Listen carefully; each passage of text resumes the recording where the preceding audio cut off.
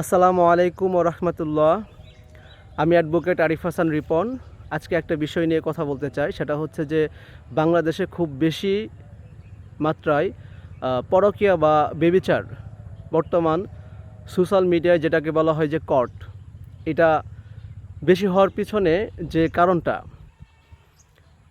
যখন একটা ঘটনা ঘটে তখন সেই ঘটনার উভয়কে অপরাধী হিসেবে ধরা উচিত, কিন্তু বাংলাদেশ প্রেক্ষাপট অনুযায়ী যে ব্যভিচার করলো তার জন্য যে শাস্তি রাখা হয়েছে, এই শাস্তিটা আমি মনে করি যে যথাযথ না এবং এটার পরিবর্তন হওয়া দরকার।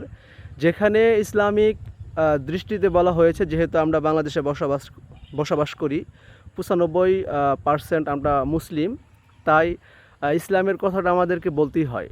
অর্থাৎ সর্বপ্রথমে আমাদের ইসলামের বিষয়টা নিয়েই বলতে হয়, যেখানে ইসলামে বলা হয়েছে যে বিবাহিত কোনো নারী বা স্ত্রী যদি ব্যভিচার বা পরকীয়া করে থাকে, তাহলে সাক্ষ্য প্রমাণের মাধ্যমে তাদেরকে কোমর পর্যন্ত মাটিতে পুঁতে পাথর নিক্ষেপ করে রক্তাক্ত করে তাদের মৃত্যু ঘটানোর কথা বলা হয়েছে। অপরদিকে বাংলাদেশের যে আইন, দণ্ডবিধি 1860 497 ধারা অনুযায়ী শুধুমাত্র একজন ছেলেকে এই ব্যভিচারের জন্য বা পরকীয়ার জন্য দায়ী করা হয়েছে। একজন ছেলের সর্বোচ্চ শাস্তির বিধান রাখা হয়েছে 7 বছর। এটা আপনার 6 মাসও হতে পারে, 1 বছরও হতে পারে, 5 বছরও হতে পারে, সর্বোচ্চ 7 বছর পর্যন্ত এটা হবে। তাহলে যে মেয়েটা এই পরকীয়াতে সায় দিল, যে মেয়েটা একটা পরিবারকে ধ্বংস করলো, যে মেয়ে একটা সমাজে তার স্বামীকে হেয় প্রতিপন্ন করলো, যে মেয়েটা তার ছেলে মেয়েকে রেখে একটা সমাজে নষ্টামি করলো, তার দায়টা কোথায়? বাংলাদেশের আইন অনুযায়ী বা বাংলাদেশের আইনের প্রেক্ষাপট অনুযায়ী এই মেয়েকে শাস্তির আওতায় নেওয়াই হয়নি।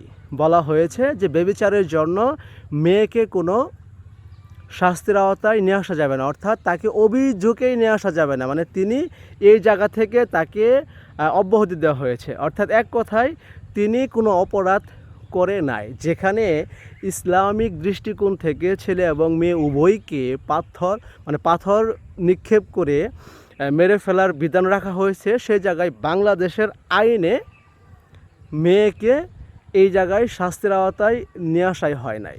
তাহলে এই যে ছেলেটার বউ আরেকজনের সাথে নষ্টি ফষ্টি করতে গিয়ে সংসারটাকে নষ্ট করলো, তাকে সমাজে হেয় প্রতিপন্ন করলো, এই ছেলের জন্যও তো কোনো একটা আইন রাখা হয় নাই যে এই ছেলেটা এই পরকীয়ার বিরুদ্ধে গিয়ে যায় একটা মামলা দায়ের করলে হয়তো বা ওই মেয়েটার একটা শাস্তি হবে, বা হচ্ছে এই মেয়ের একটা আর্থিক জরিমানা হবে।